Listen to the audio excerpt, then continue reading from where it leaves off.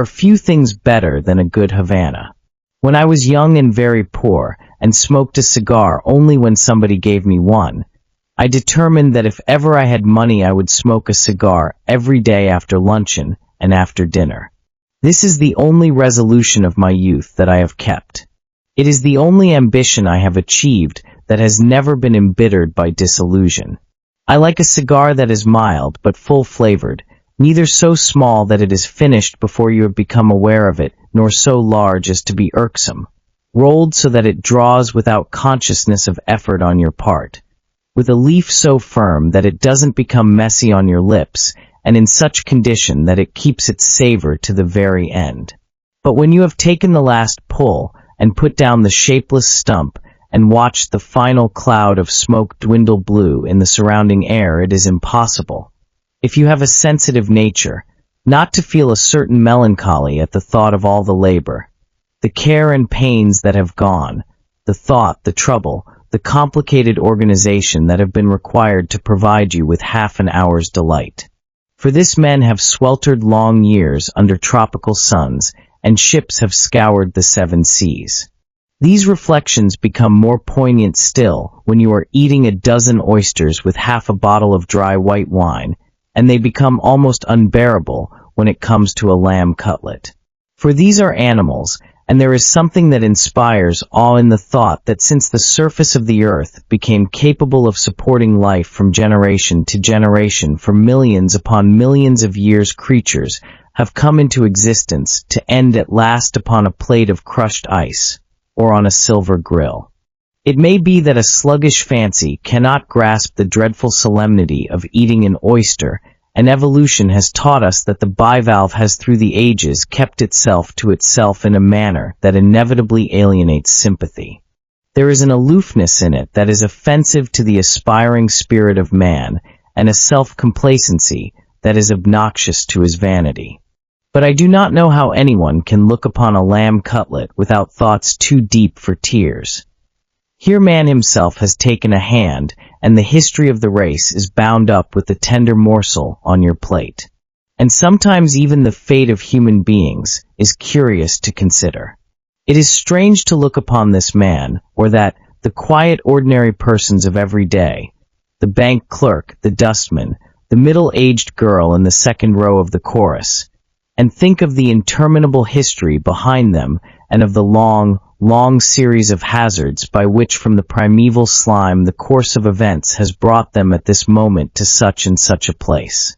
When such tremendous vicissitudes have been needed to get them here at all, one would have thought some huge significance must be attached to them. One would have thought that what befell them must matter a little to the life spirit, or whatever else it is that has produced them. An accident befalls them. The thread is broken. The story that began with the world is finished abruptly, and it looks as though it meant nothing at all. A tale told by an idiot. And is it not odd that this event, of an importance so dramatic, may be brought about by a cause so trivial?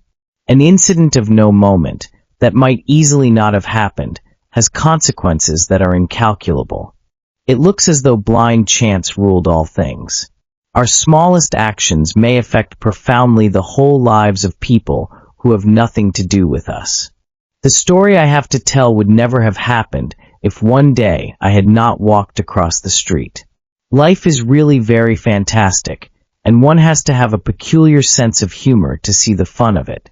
I was strolling down Bond Street one spring morning, and having nothing much to do till lunchtime, thought I would look in at Sotheby's, the auction rooms, to see whether there was anything on show that interested me. There was a block in the traffic, and I threaded my way through the cars. When I reached the other side, I ran into a man I had known in Borneo coming out of a hatter's. "Hello, Morton," I said. "When did you come home?" "I've been back about a week." He was a district officer. The governor had given me a letter of introduction to him, and I wrote, and told him I meant to spend a week at the place he lived at, and should like to put up at the government rest house. He met me on the ship when I arrived, and asked me to stay with him. I demurred. I did not see how I could spend a week with a total stranger. I did not want to put him to the expense of my board. And besides, I thought I should have more freedom if I were on my own. He would not listen to me. "I've got plenty of room," he said, "and the rest house is beastly.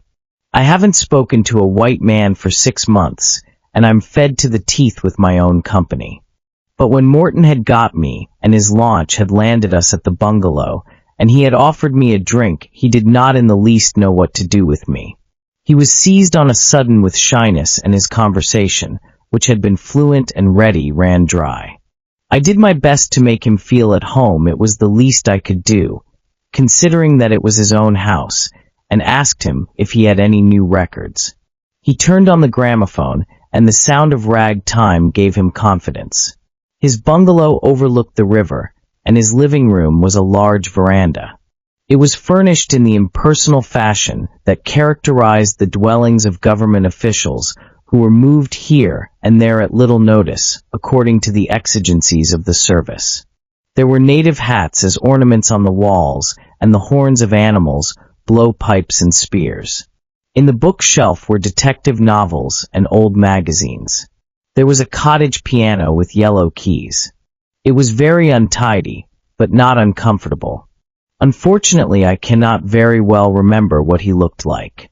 He was young, 28, I learnt later, and he had a boyish and attractive smile. I spent an agreeable week with him. We went up and down the river, and we climbed a mountain. We had tiffin one day with some planters who lived 20 miles away, and every evening we went to the club.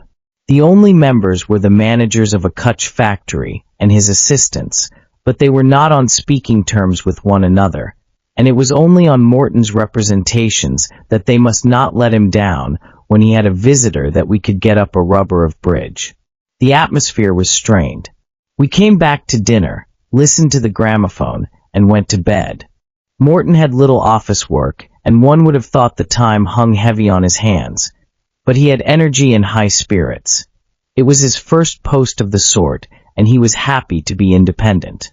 His only anxiety was lest he should be transferred before he had finished a road he was building. This was the joy of his heart. It was his own idea, and he had wheedled the government into giving him the money to make it. He had surveyed the country himself and traced the path. He had solved unaided the technical problems that presented themselves.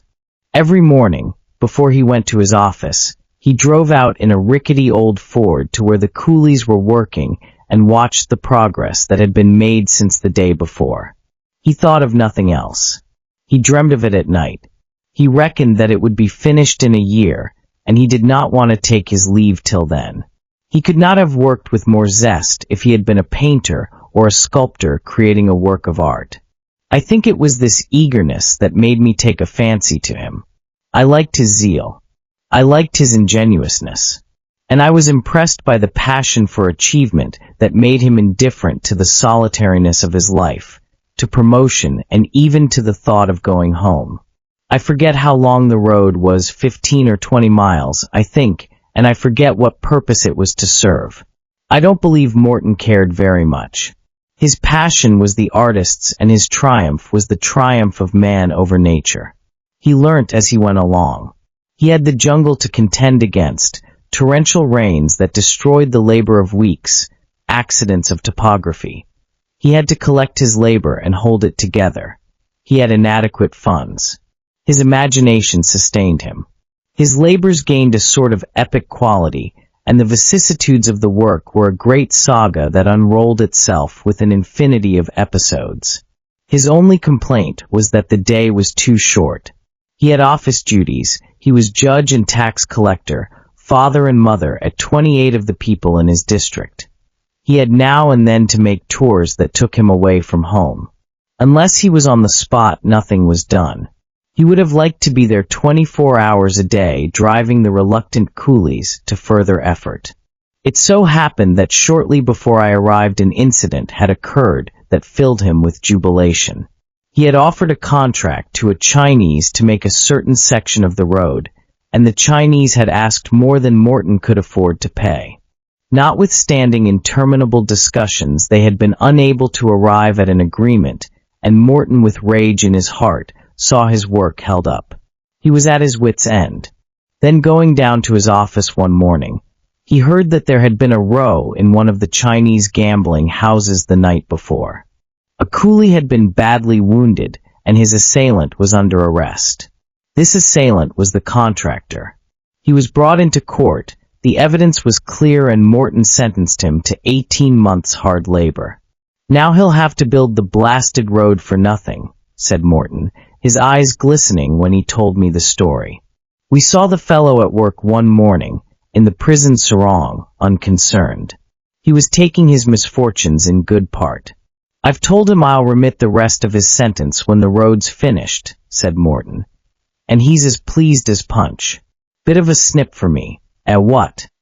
When I left Morton, I asked him to let me know when he came to England, and he promised to write to me as soon as he landed. On the spur of the moment, one gives these invitations, and one is perfectly sincere about them. But when one is taken at one's word, a slight dismay seizes one. People are so different at home from what they are abroad. There they are easy, cordial, and natural. They have interesting things to tell you. They are immensely kind. You are anxious when your turn comes to do something in return for the hospitality you have received. But it is not easy. The persons who were so entertaining in their own surroundings are very dull in yours. They are constrained and shy. You introduce them to your friends, and your friends find them a crashing bore. They do their best to be civil, but sigh with relief when the strangers go, and the conversation can once more run easily in its accustomed channels.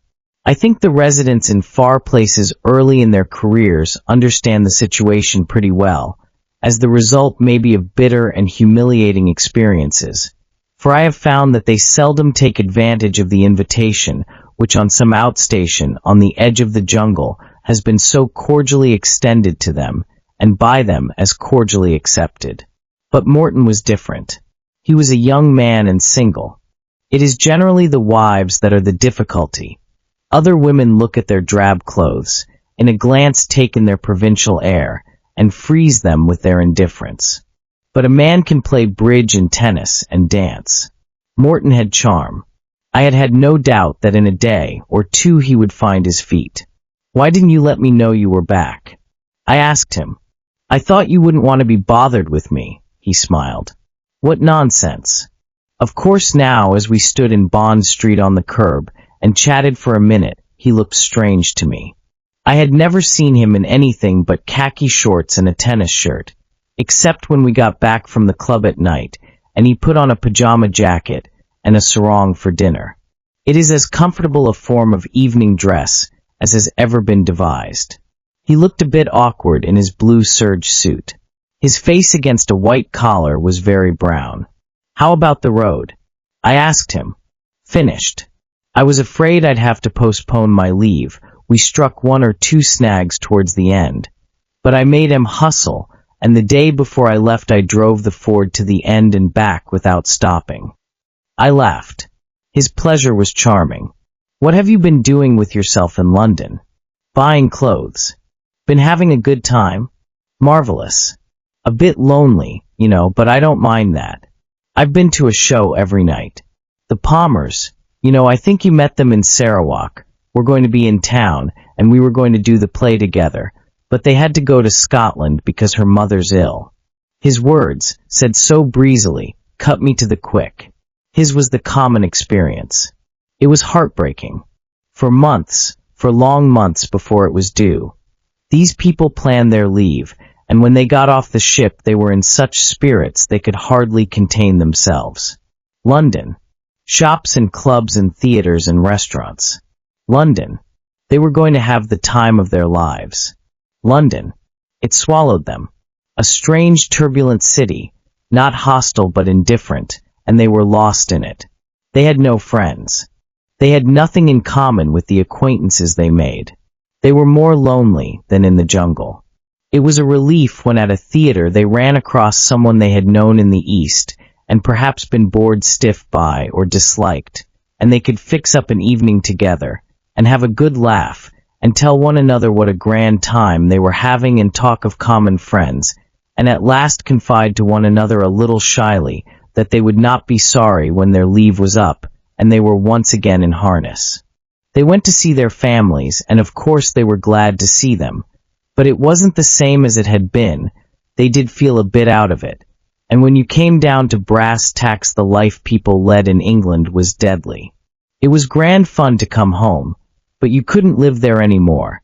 And sometimes you thought of your bungalow overlooking the river and your tours of the district, and what a lark it was to run over once in a blue moon to Sandakan or Kuching or Singapore. And because I remembered what Morton had looked forward to when the road finished and off his chest he went on leave, I could not but feel a pang when I thought of him dining by himself in a dismal club where he knew nobody, or alone in a restaurant in Soho, and then going off to see a play with no one by his side with whom he could enjoy it, and no one to have a drink with during the interval. And at the same time I reflected that even if I had known he was in London, I could have done nothing much for him. For during the last week, I had not had a moment free.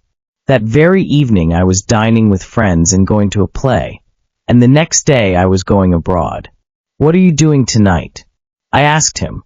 "I'm going to the pavilion. It's packed, jammed full, but there's a fellow over the road who's wonderful, and he's got me a ticket that had been returned. You can often get one seat, you know, when you can't get two. Why don't you come and have supper with me? I'm taking some people to the Haymarket, and we're going on to Ciro's afterwards." "I'd love to." We arranged to meet at 11, and I left him to keep an engagement. I was afraid the friends I had asked him to meet would not amuse Morton very much, for they were distinctly middle-aged, but I could not think of anyone young that at this season of the year I should be likely to get hold of at the last moment.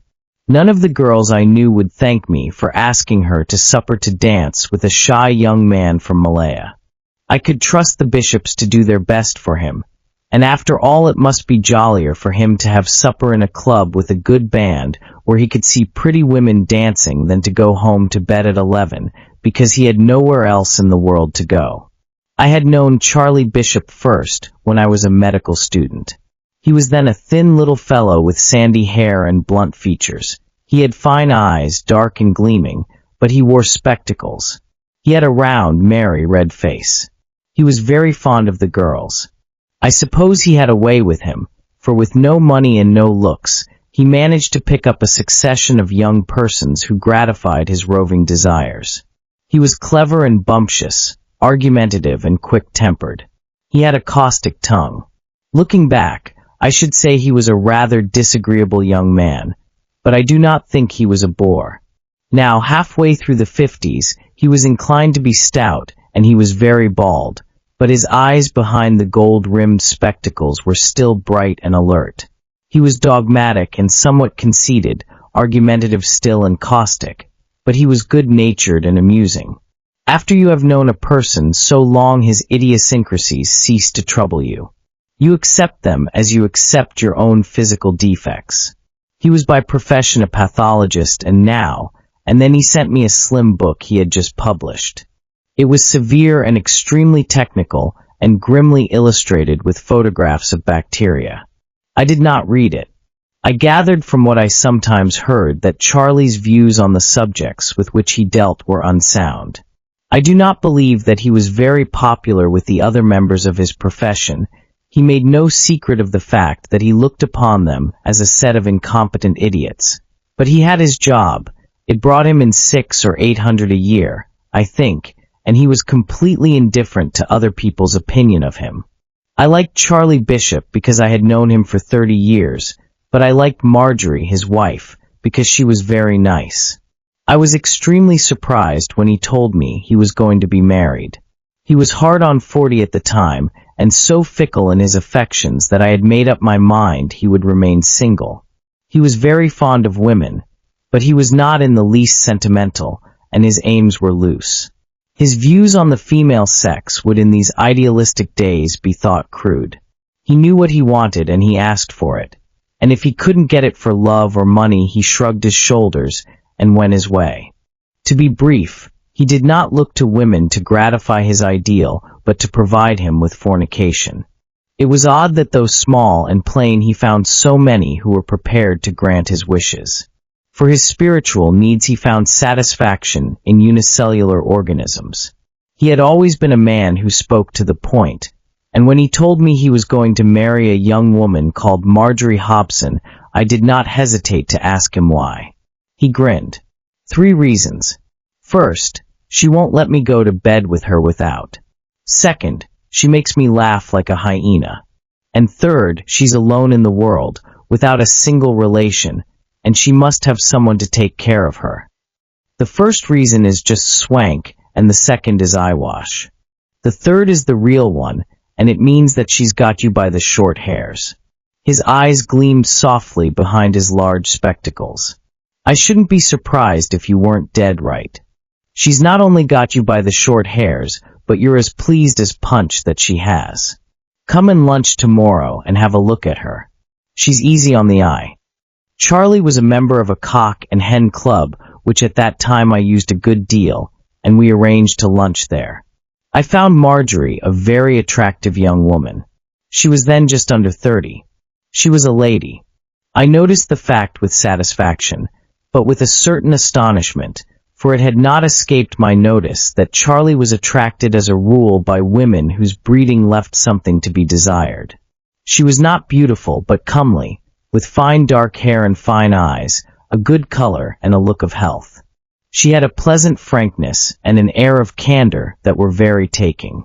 She looked honest, simple, and dependable. I took an immediate liking to her.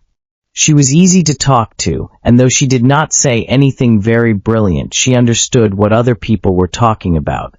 She was quick to see a joke, and she was not shy. She gave you the impression of being competent and businesslike. She had a happy placidity that suggested a good temper and an excellent digestion. They seemed extremely pleased with one another. I had asked myself when I first saw her why Marjorie was marrying this irritable little man, baldish already and by no means young, but I discovered very soon that it was because she was in love with him. They chaffed one another a good deal and laughed a lot, and every now and then their eyes met more significantly, and they seemed to exchange a little private message. It was really rather touching. A week later they were married at a registrar's office. It was a very successful marriage. Looking back now after 16 years, I could not but chuckle sympathetically at the thought of the lark they had made of their life together. I had never known a more devoted couple. They had never had very much money. They never seemed to want any. They had no ambitions. Their life was a picnic that never came to an end. They lived in the smallest flat I ever saw, in Panton Street, a small bedroom, a small sitting room, and a bathroom that served also as a kitchen. But they had no sense of home. They ate their meals in restaurants, and only had breakfast in the flat. It was merely a place to sleep in. It was comfortable, though a third person coming in for a whiskey and soda crowded it, and Marjorie with the help of a charwoman kept it as neat as Charlie's untidiness permitted. But there was not a single thing in it that had a personal note. They had a tiny car, and whenever Charlie had a holiday they took it across the channel and started off, with a bag each for all their luggage, to drive wherever the fancy took them. Breakdowns never disturbed them. Bad weather was part of the fun. A puncture was no end of a joke, and if they lost their way and had to sleep out in the open, they thought they were having the time of their lives. Charlie continued to be irascible and contentious, but nothing he did ever disturbed Marjorie's lovely placidity. She could calm him with a word. She still made him laugh. She typed his monographs on obscure bacteria and corrected the proofs of his articles in the scientific magazines. Once I asked them if they ever quarreled. "No," she said. "We never seem to have anything to quarrel about. Charlie has the temper of an angel." "Nonsense," I said. "He's an overbearing, aggressive, and cantankerous fellow. He always has been." She looked at him and giggled, and I saw that she thought I was being funny. "Let him rave," said Charlie. "He's an ignorant fool, and he uses words of whose meaning he hasn't the smallest idea." They were sweet together. They were very happy in one another's company, and were never apart if they could help it. Even after the long time they had been married, Charlie used to get into the car every day at luncheon time to come west and meet Marjorie at a restaurant. People used to laugh at them, not unkindly, but perhaps with a little catch in the throat, because when they were asked to go and spend a week-end in the country, Marjorie would write to the hostess and say they would like to come if they could be given a double bed. They had slept together for so many years that neither of them could sleep alone. It was often a trifle awkward. Husbands and wives, as a rule, not only demanded separate rooms, but were inclined to be peevish if asked to share the same bathroom.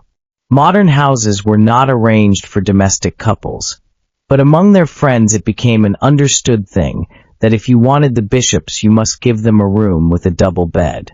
Some people, of course, thought it a little indecent, and it was never convenient, but they were a pleasant pair to have to stay, and it was worthwhile to put up with their crankiness. Charlie was always full of spirits, and in his caustic way extremely amusing, and Marjorie was peaceful and easy. They were no trouble to entertain. Nothing pleased them more than to be left to go out together for a long ramble in the country. When a man marries, his wife sooner or later estranges him from his old friends, but Marjorie, on the contrary, increased Charlie's intimacy with them. By making him more tolerant, she made him a more agreeable companion. They gave you the impression not of a married couple, but rather amusingly of two middle-aged bachelors living together. And when Marjorie, as was the rule, found herself the only woman among half a dozen men, ribald, argumentative, and gay, she was not a bar to good fellowship but an asset. Whenever I was in England I saw them. They generally dined at the club of which I have spoken, and if I happened to be alone I joined them. When we met that evening for a snack before going to the play, I told them I had asked Morton to come to supper. "I'm afraid you'll find him rather dull," I said. "But he's a very decent sort of boy, and he was awfully kind to me when I was in Borneo." "Why didn't you let me know sooner?" cried Marjorie. "I'd have brought a girl along." "What do you want a girl for?" said Charlie. "There'll be you. I don't think it can be much fun for a young man to dance with a woman of my advanced years," said Marjorie. "Rot. What's your age got to do with it?" He turned to me. "Have you ever danced with anyone who danced better?" I had, but she certainly danced very well. She was light on her feet, and she had a good sense of rhythm. "Never," I said heartily. Morton was waiting for us when we reached Ciro's. He looked very sunburned in his evening clothes. Perhaps it was because I knew that they had been wrapped away in a tin box with mothballs for 4 years that I felt he did not look quite at home in them. He was certainly more at ease in khaki shorts. Charlie Bishop was a good talker and liked to hear himself speak. Morton was shy. I gave him a cocktail and ordered some champagne. I had a feeling that he would be glad to dance, but was not quite sure whether it would occur to him to ask Marjorie. I was acutely conscious that we all belonged to another generation. "I think I should tell you that Mrs. Bishop is a beautiful dancer," I said. "Is she?" He flushed a little. "Will you dance with me?" She got up, and they took the floor. She was looking peculiarly nice that evening, not at all smart, and I do not think her plain black dress had cost more than 6 guineas, but she looked a lady. She had the advantage of having extremely good legs, and at that time skirts were still being worn very short. I suppose she had a little makeup on, but in contrast with the other women, there she looked very natural. Shingled hair suited her. It was not even touched with white, and it had an attractive sheen. She was not a pretty woman, but her kindliness, her wholesome air, her good health gave you, if not the illusion that she was, at least the feeling that it didn't at all matter. When she came back to the table her eyes were bright, and she had a heightened color. "How does he dance?" asked her husband. "Divinely." "You're very easy to dance with," said Morton. Charlie went on with his discourse. He had a sardonic humor, and he was interesting because he was himself so interested in what he said. But he spoke of things that Morton knew nothing about, and though he listened with a civil show of interest, I could see that he was too much excited by the gaiety of the scene, the music and the champagne to give his attention to conversation. When the music struck up again, his eyes immediately sought Marjorie's. Charles caught the look and smiled. "Dance with him, Marjorie. Good for my figure to see you take exercise." They set off again, and for a moment Charlie watched her with fond eyes. Marjorie's having the time of her life. She loves dancing, and it makes me puff and blow. Not a bad youth. My little party was quite a success, and when Morton and I, having taken leave of the bishops, walked together towards Piccadilly Circus, he thanked me warmly. He had really enjoyed himself. I said goodbye to him. Next morning I went abroad. I was sorry not to have been able to do more for Morton, and I knew that when I returned he would be on his way back to Borneo. I gave him a passing thought now and then, but by the autumn when I got home he had slipped my memory. After I had been in London a week or so, I happened to drop in one night at the club to which Charlie Bishop also belonged. He was sitting with 3 or 4 men I knew, and I went up. I had not seen any of them since my return. One of them, a man called Bill Marsh, whose wife, Janet, was a great friend of mine, asked me to have a drink. "Where have you sprung from?" asked Charlie. "Haven't seen you about lately." I noticed at once that he was drunk. I was astonished. Charlie had always liked his liquor, but he carried it well and never exceeded. In years gone by, when we were very young, he got tight occasionally, but probably more than anything to show what a great fellow he was, and it is unfair to bring up against a man the excesses of his youth. But I remembered that Charlie had never been very nice when he was drunk. His natural aggressiveness was exaggerated then, and he talked too much and too loud. He was very apt to be quarrelsome. He was very dogmatic now, laying down the law and refusing to listen to any of the objections his rash statements called forth. The others knew he was drunk and were struggling between the irritation his cantankerousness aroused in them and the good-natured tolerance which they felt his condition demanded. He was not an agreeable object. A man of that age, bald and fattish, with spectacles, is disgusting drunk. He was generally rather dapper, but he was untidy now, and there was tobacco ash all over him. Charlie called the waiter and ordered another whiskey. The waiter had been at the club for 30 years. "You've got one in front of you, sir." "Mind your own damned business," said Charlie Bishop. "Bring me a double whiskey right away, or I'll report you to the secretary for insolence." "Very good, sir," said the waiter. Charlie emptied his glass at a gulp, but his hand was unsteady, and he spilled some of the whiskey over himself. "Well, Charlie, old boy, we'd better be toddling along," said Bill Marsh. He turned to me. "Charlie's staying with us for a bit." I was more surprised still, but I felt that something was wrong and thought it safer not to say anything. "I'm ready," said Charlie. "I'll just have another drink before I go. I shall have a better night if I do." It did not look to me as though the party would break up for some time, so I got up and announced that I meant to stroll home. "I say," said Bill, as I was about to go, "you wouldn't come and dine with us tomorrow night, would you? Just me and Janet and Charlie?" "Yes, I'll come with pleasure," I said. It was evident that something was up. The Marshes lived in a terrace on the east side of Regent's Park. The maid who opened the door for me asked me to go in to Mr. Marsh's study. He was waiting for me there. "I thought I'd better have a word with you before you went upstairs," he said as he shook hands with me. "You know Marjorie's left Charlie?" "No. He's taken it very hard. Janet thought it was so awful for him alone in that beastly little flat that we asked him to stay here for a bit. We've done everything we could for him. He's been drinking like a fish. He hasn't slept a wink for a fortnight. But she hasn't left him for good?" I was astounded. "Yes.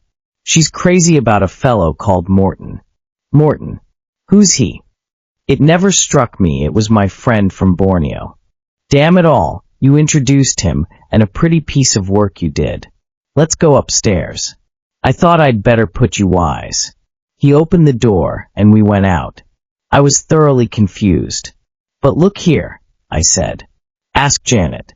She knows the whole thing. It beats me. I've got no patience with Marjorie, and he must be a mess." He preceded me into the drawing room. Janet Marsh rose as I entered and came forward to greet me. Charlie was sitting at the window, reading the evening paper. He put it aside as I went up to him and shook his hand. He was quite sober, and he spoke in his usual rather perky manner, but I noticed that he looked very ill. We had a glass of sherry and went down to dinner. Janet was a woman of spirit. She was tall and fair and good to look at. She kept the conversation going with alertness. When she left us to drink a glass of port, it was with instructions not to stay more than 10 minutes. Bill, as a rule somewhat taciturn, exerted himself now to talk. I tumbled to the game. I was hampered by my ignorance of what exactly had happened, but it was plain that the Marshes wanted to prevent Charlie from brooding, and I did my best to interest him. He seemed willing to play his part. He was always fond of holding forth, and he discussed, from the pathologist's standpoint, a murder that was just then absorbing the public. But he spoke without life. He was an empty shell, and one had the feeling that though for the sake of his host he forced himself to speak, his thoughts were elsewhere. It was a relief when a knocking on the floor above indicated to us that Janet was getting impatient. This was an occasion when a woman's presence eased the situation. We went upstairs and played family bridge. When it was time for me to go, Charlie said he would walk with me as far as the Marylebone Road. "Oh, Charlie, it's so late. You'd much better go to bed," said Janet. "I shall sleep better if I have a stroll before turning in," he replied. She gave him a worried look. You cannot forbid a middle-aged professor of pathology from going for a little walk if he wants to. She glanced brightly at her husband. "I dare say it'll do Bill no harm." I think the remark was tactless. Women are often a little too managing. Charlie gave her a sullen look. "There's absolutely no need to drag Bill out," he said with some firmness. "I haven't the smallest intention of coming," said Bill, smiling. "I'm tired out, and I'm going to hit the hay." I fancy we left Bill Marsh and his wife to a little argument. "They've been frightfully kind to me," said Charlie, as we walked along by the railings. "I don't know what I should have done without them. I haven't slept for a fortnight." I expressed regret but did not ask the reason, and we walked for a little in silence. I presumed that he had come with me in order to talk to me of what had happened, but I felt that he must take his own time. I was anxious to show my sympathy, but afraid of saying the wrong thing. I did not want to seem eager to extract confidences from him. I did not know how to give him a lead. I was sure he did not want one. He was not a man given to beating about the bush. I imagined that he was choosing his words. We reached the corner. "You'll be able to get a taxi at the church," he said. "I'll walk on a bit further. Good night." He nodded and slouched off. I was taken aback. There was nothing for me to do but to stroll on till I found a cab. I was having my bath next morning when a telephone call dragged me out of it, and with a towel round my wet body, I took up the receiver. It was Janet. "Well, what do you think of it all?" she said. "You seem to have kept Charlie up pretty late last night. I heard him come home at 3. "He left me at the Marylebone Road," I answered. "He said nothing to me at all. Didn't he?" There was something in Janet's voice that suggested that she was prepared to have a long talk with me. I suspected she had a telephone by the side of her bed. "Look here," I said quickly. "I'm having my bath." "Oh, have you got a telephone in your bathroom?" she answered eagerly, and I think with envy. "No, I haven't." I was abrupt and firm. "And I'm dripping all over the carpet." "Oh." I felt disappointment in her tone and a trace of irritation. "Well, when can I see you? Can you come here at 12? It was inconvenient, but I was not prepared to start an argument. "Yes, goodbye." I rang off before she could say anything more. In heaven, when the blessed use the telephone, they will say what they have to say, and not a word beside. I was devoted to Janet, but I knew that there was nothing that thrilled her more than the misfortunes of her friends.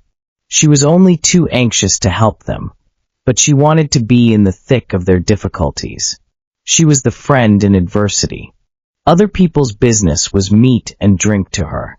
You could not enter upon a love affair without finding her somehow your confidant, nor be mixed up in a divorce case without discovering that she too had a finger in the pie.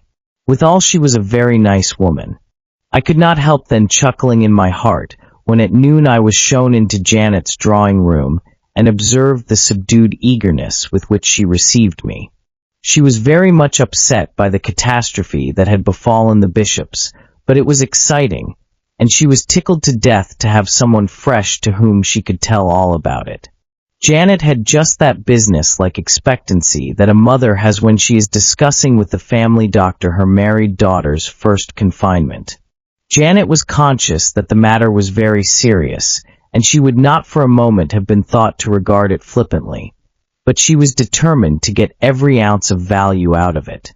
I mean, no one could have been more horrified than I was when Marjorie told me she'd finally made up her mind to leave Charlie, she said, speaking with the fluency of a person who has said the same thing in the same words a dozen times at least. They were the most devoted couple I'd ever known. It was a perfect marriage. They got on like a house on fire. Of course, Bill and I are devoted to one another, but we have awful rows now and then. I mean, I could kill him sometimes. I don't care a hang about your relations with Bill, I said. Tell me about the bishops. That's what I've come here for. I simply felt I must see you. After all, you're the only person who can explain it. Oh God, don't go on like that. Until Bill told me last night, I didn't know a thing about it. That was my idea. It suddenly dawned on me that perhaps you didn't know, and I thought you might put your foot in it too awfully. Supposing you began at the beginning, I said. Well, you're the beginning. After all, you started the trouble. You introduced the young man. That's why I was so crazy to see you. You know all about him. I never saw him. All I know is what Marjorie has told me about him. At what time are you lunching? I asked. 1:30. So am I. Get on with the story. But my remark had given Janet an idea. Look here, will you get out of your luncheon if I get out of mine? We could have a snack here. I'm sure there's some cold meat in the house, and then we needn't hurry. I don't have to be at the hairdresser's till 3. No, I said. I hate the notion of that. I shall leave here at 20 minutes past 1 at the latest. Then I shall just have to race through it. What do you think of Jerry? Who's Jerry? Jerry Morton. His name's Gerald. How should I know that? You stayed with him. Weren't there any letters lying about? I dare say, but I didn't happen to read them, I answered somewhat tartly. Oh, don't be so stupid. I meant the envelopes. What's he like? All right. Rather the Kipling type, you know. Very keen on his work. Hearty. Empire builder, and all that sort of thing. I don't mean that, cried Janet, not without impatience. I mean, what does he look like? More or less like everybody else, I think. Of course I should recognize him if I saw him again, but I can't picture him to myself very distinctly. He looks clean. Oh my God, said Janet. Are you a novelist or are you not? What's the color of his eyes? I don't know. You must know. You can't spend a week with anyone without knowing if their eyes are blue or brown. Is he fair or dark? Neither. Is he tall or short? Average, I should say. Are you trying to irritate me? No. He's just ordinary. There's nothing in him to attract your attention. He's neither plain nor good-looking. He looks quite decent. He looks a gentleman. Marjorie says he has a charming smile and a lovely figure. I dare say. He's absolutely crazy about her. What makes you think that? I asked dryly. I've seen his letters. Do you mean to say she's shown them to you? Why, of course. It is always difficult for a man to stomach the want of reticence that women betray in their private affairs. They have no shame. They will talk to one another without embarrassment of the most intimate matters. Modesty is a masculine virtue. But though a man may know this theoretically, each time he is confronted with women's lack of reserve he suffers a new shock. I wondered what Morton would think if he knew that not only were his letters read by Janet Marsh as well as by Marjorie, but that she had been kept posted from day to day with the progress of his infatuation. According to Janet, he had fallen in love with Marjorie at first sight. The morning after they had met at my little supper party at Ciro's, he had rung up and asked her to come and have tea with him at some place where they could dance. While I listened to Janet's story, I was conscious, of course, that she was giving me Marjorie's view of the circumstances, and I kept an open mind. I was interested to observe that Janet's sympathies were with Marjorie. It was true that when Marjorie left her husband, it was her idea that Charlie should come to them for 2 or 3 weeks rather than stay on in miserable loneliness in the deserted flat, and she had been extraordinarily kind to him. She lunched with him almost every day, because he had been accustomed to lunch every day with Marjorie. She took him for walks in Regent's Park and made Bill play golf with him on Sundays. She listened with wonderful patience to the story of his unhappiness and did what she could to console him. She was terribly sorry for him. But all the same, she was definitely on Marjorie's side, and when I expressed my disapproval of her, she came down on me like 1,000 of bricks. The affair thrilled her.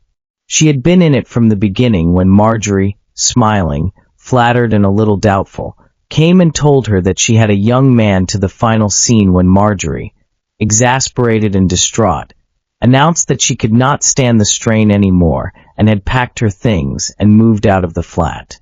Of course, at first I couldn't believe my ears, she said. You know how Charlie and Marjorie were.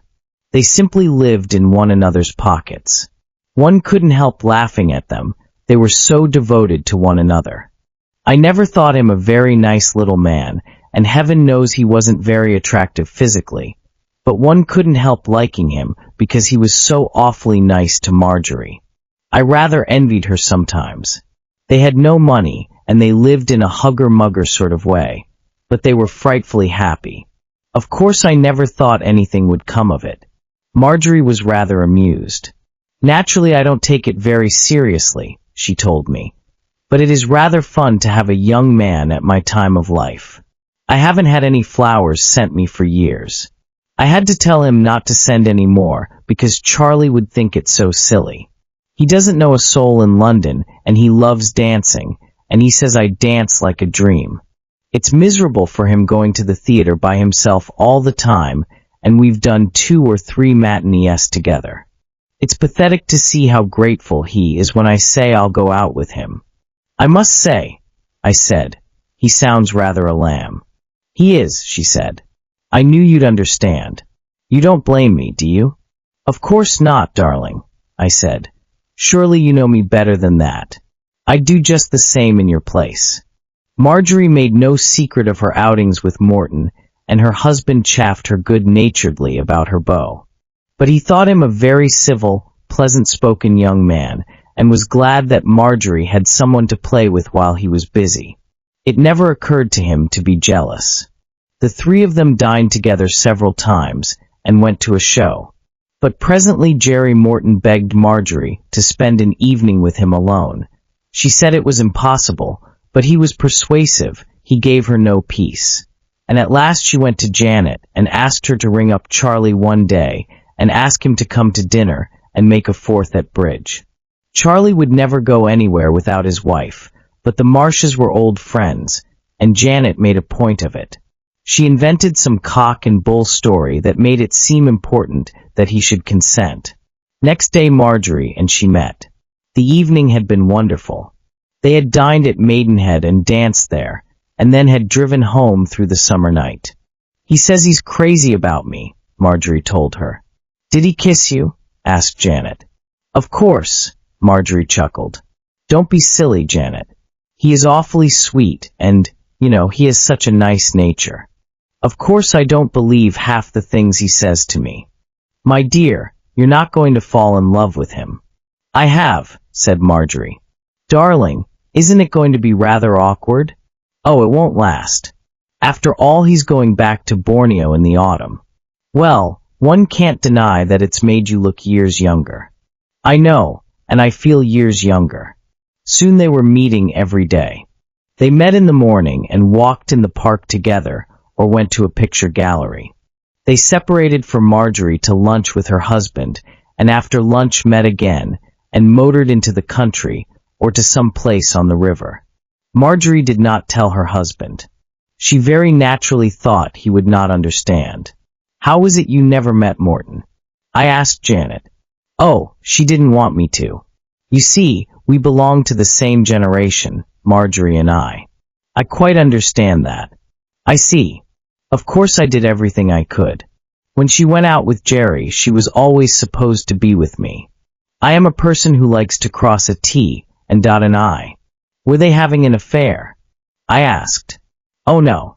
Marjorie isn't that sort of woman at all." "How do you know?" "She would have told me." "I suppose she would." Of course I asked her. But she denied it point blank, and I'm sure she was telling me the truth. There's never been anything of that sort between them at all.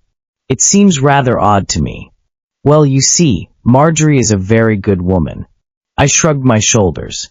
She was absolutely loyal to Charlie. She wouldn't have deceived him for anything in the world. She couldn't bear the thought of having any secret from him. As soon as she knew she was in love with Jerry, she wanted to tell Charlie. Of course I begged her not to. I told her it wouldn't do any good, and it would only make Charlie miserable. And after all, the boy was going away in a couple of months. It didn't seem much good to make a lot of fuss about a thing that couldn't possibly last. But Jerry's imminent departure was the cause of the crash. The Bishops had arranged to go abroad as usual and proposed to motor through Belgium, Holland, and the north of Germany. Charlie was busy with maps and guides. He collected information from friends about hotels and roads. He looked forward to his holiday with the bubbling excitement of a schoolboy. Marjorie listened to him discussing it with a sinking heart. They were to be away 4 weeks, and in September Jerry was sailing. She could not bear to lose so much of the short time that remained to them, and the thought of the motor tour filled her with exasperation. As the interval grew shorter and shorter, she grew more and more nervous. At last she decided that there was only one thing to do. "Charlie, I don't want to come on this trip," she interrupted him suddenly, one day when he was talking to her of some restaurant he had just heard of. "I wish you'd get someone else to go with you." He looked at her blankly. She was startled at what she had said, and her lips trembled a little. "Why, what's the matter?" "Nothing's the matter. I don't feel like it. I want to be by myself for a bit." "Are you ill?" She saw the sudden fear in his eyes. His concern drove her beyond her endurance. "No. I've never been better in my life. I'm in love." "You? Whom with?" "Jerry." He looked at her in amazement. He could not believe his ears. She mistook his expression. "It's no good blaming me. I can't help it. He's going away in a few weeks. I'm not going to waste the little time he has left." He burst out laughing. "Marjorie, how can you make such a damned fool of yourself? You're old enough to be his mother." She flushed. "He's just as much in love with me as I am with him." "Has he told you so?" "1,000 times. He's a bloody liar, that's all." He chuckled. His fat stomach rippled with mirth. He thought it a huge joke. I dare say Charlie did not treat his wife in the proper way. Janet seemed to think he should have been tender and compassionate. He should have understood.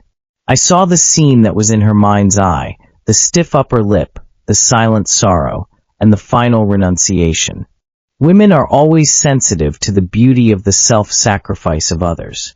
Janet would have sympathized also if he had flown into a violent passion, broken 1 or 2 pieces of furniture which he would have had to replace, or given Marjorie a sock in the jaw. But to laugh at her was unpardonable.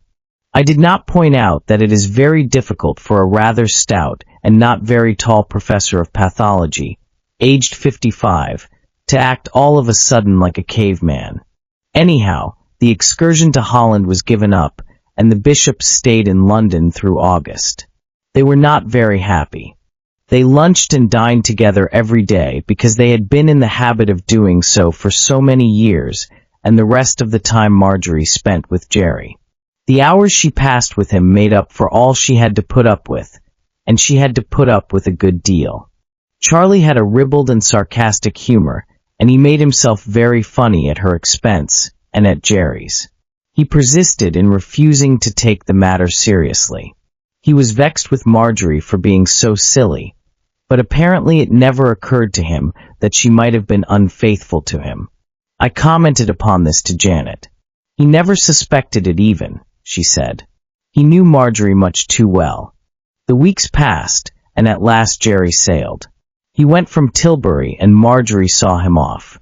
When she came back, she cried for 48 hours. Charlie watched her with increasing exasperation. His nerves were much frayed. "Look here, Marjorie," he said at last. "I've been very patient with you, but now you must pull yourself together. This is getting past a joke." "Why can't you leave me alone?" she cried. "I've lost everything that made life lovely to me."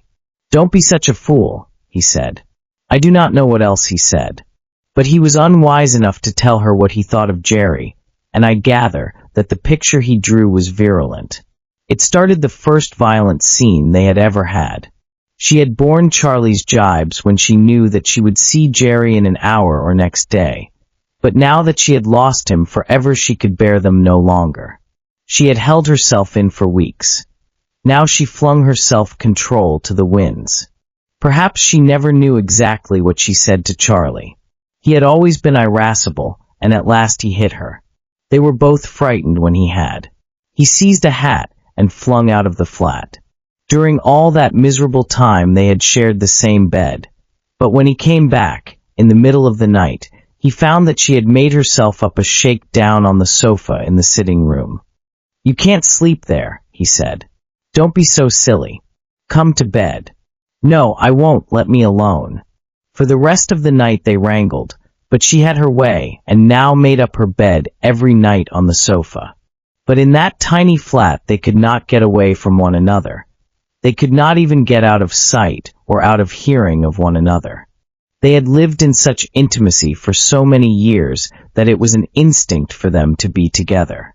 He tried to reason with her. He thought her incredibly stupid and argued with her interminably in the effort to show her how wrong-headed she was. He could not leave her alone. He would not let her sleep, and he talked half through the night till they were both exhausted.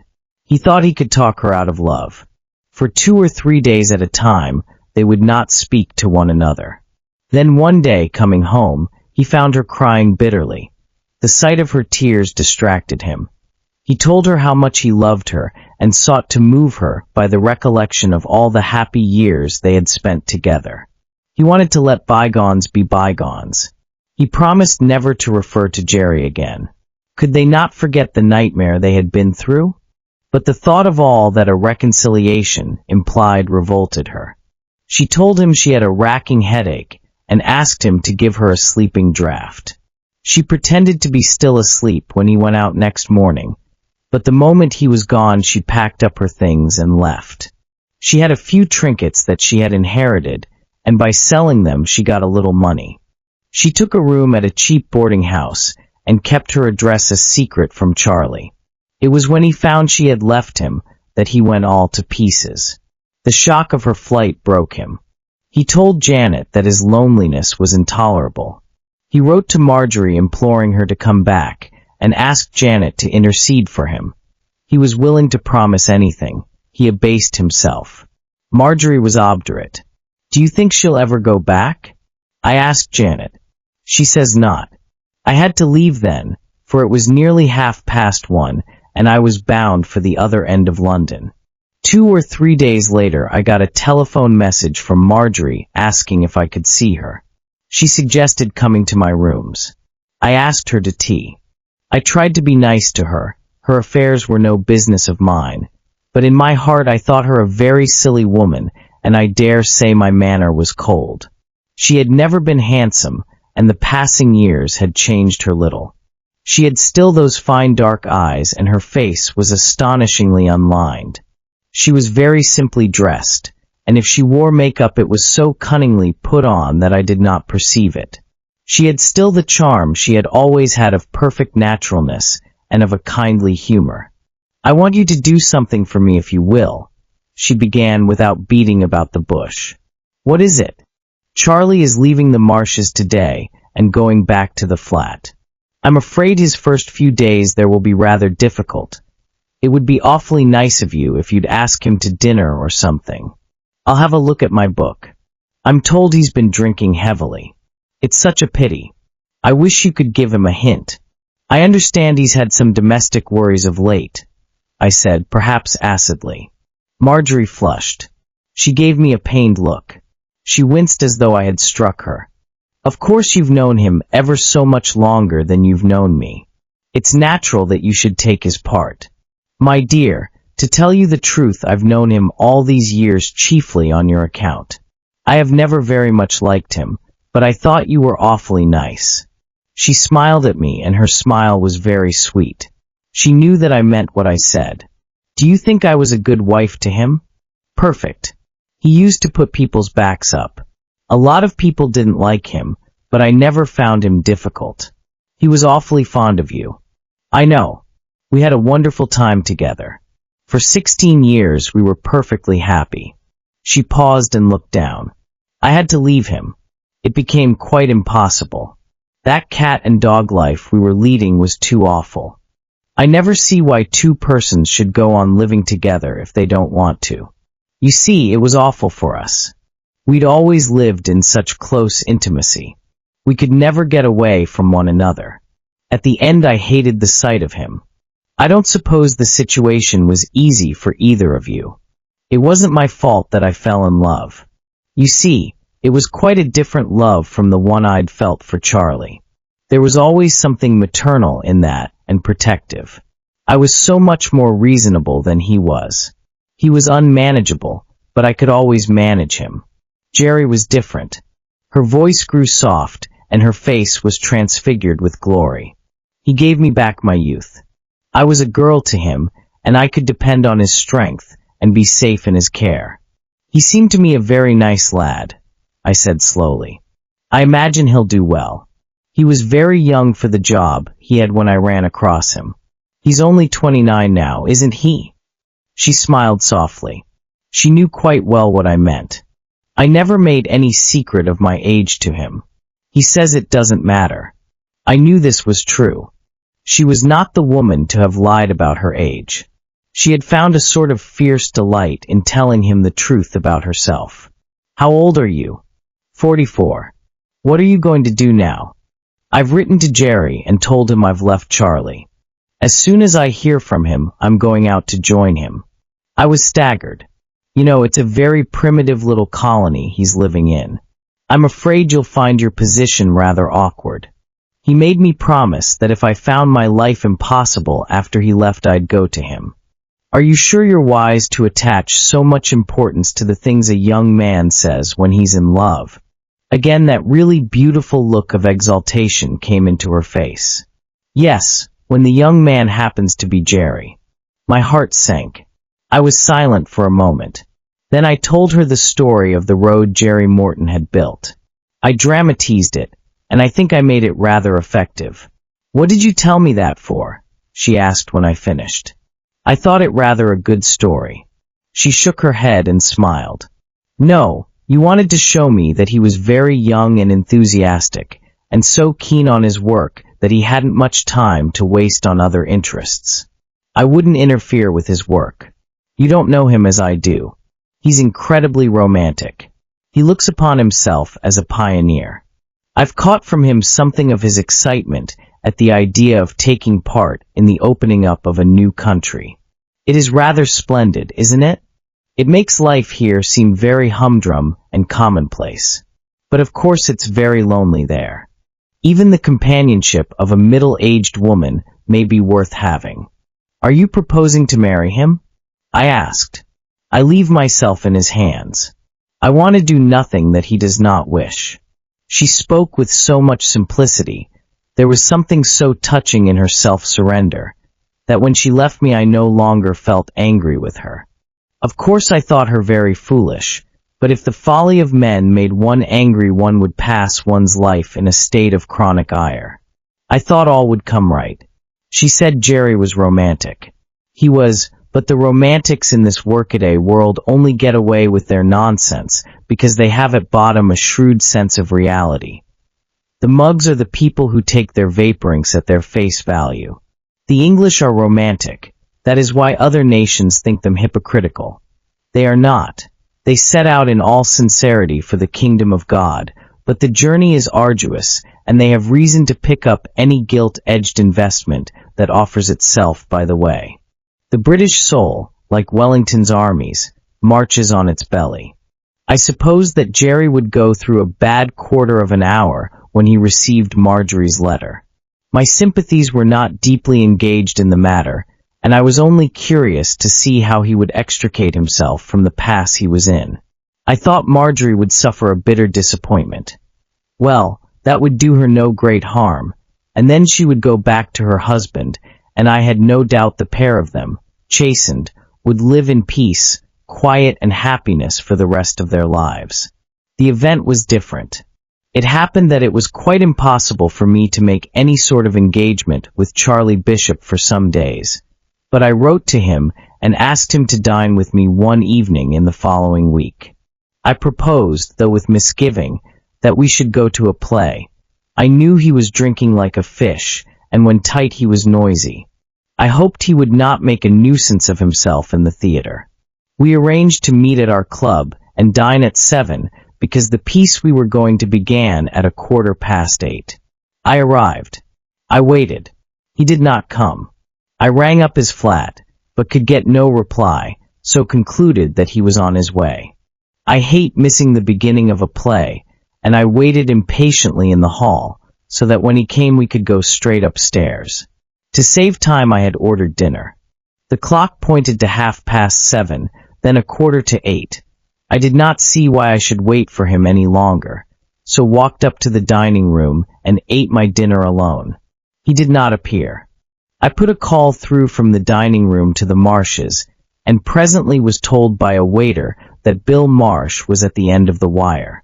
"I say, do you know anything about Charlie Bishop?" I said. "We were dining together and going to a play, and he hasn't turned up. He died this afternoon?" "What?"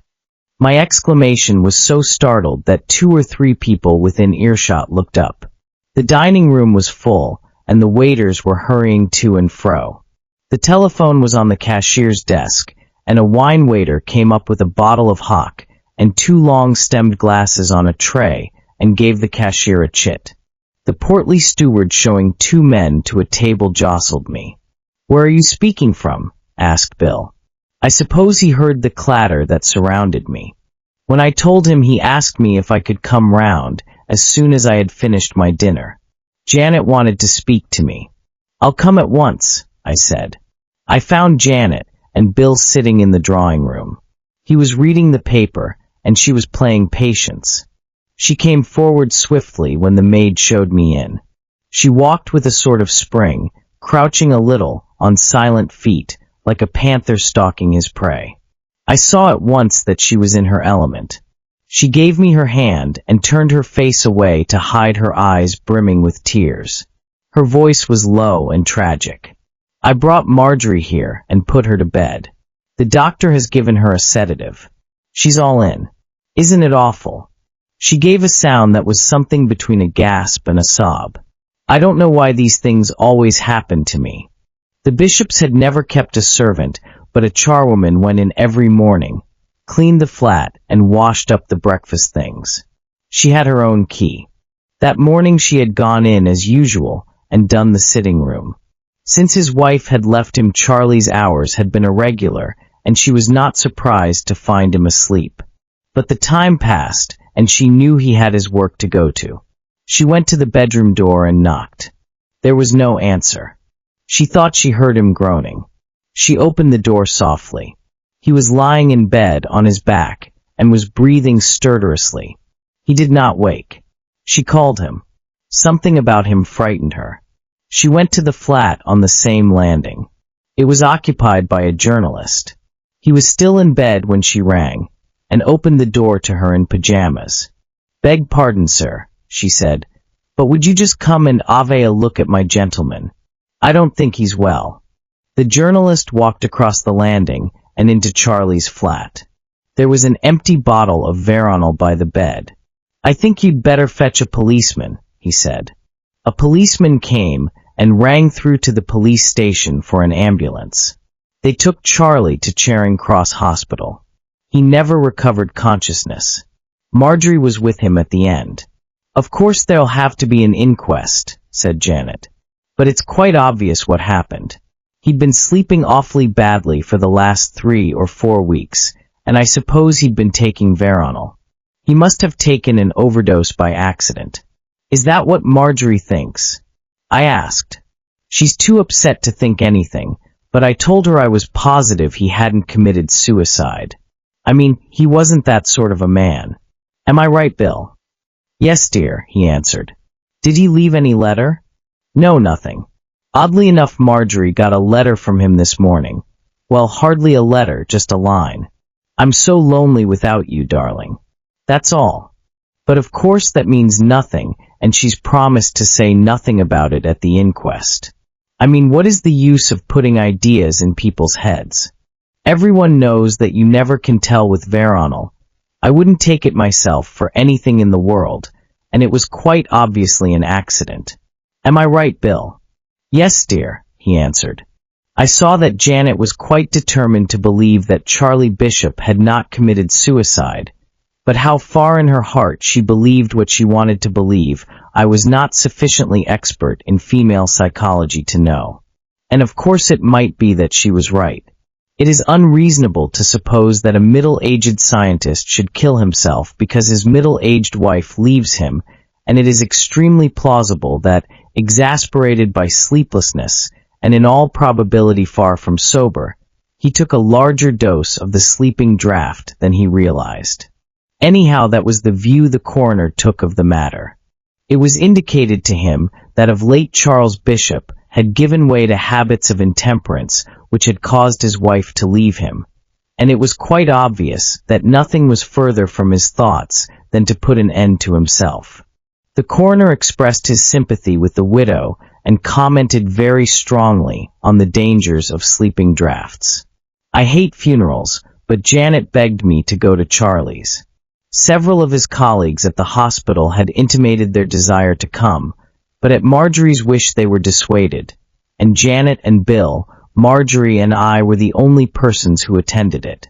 We were to fetch the hearse from the mortuary, and they offered to call for me on their way. I was on the lookout for the car, and when I saw it drive up went downstairs, but Bill got out and met me just inside the door. "Half a minute," he said. "I've got something to say to you. Janet wants you to come back afterwards and have tea. She says it's no good Marjorie moping, and after tea we'll play a few rubbers of bridge. Can you come?" "Like this?" I asked. I had a tailcoat on and a black tie and my evening dress trousers. "Oh, that's all right. It'll take Marjorie's mind off." "Very well." But we did not play bridge after all. Janet, with her fair hair, was very smart in her deep mourning, and she played the part of the sympathetic friend with amazing skill.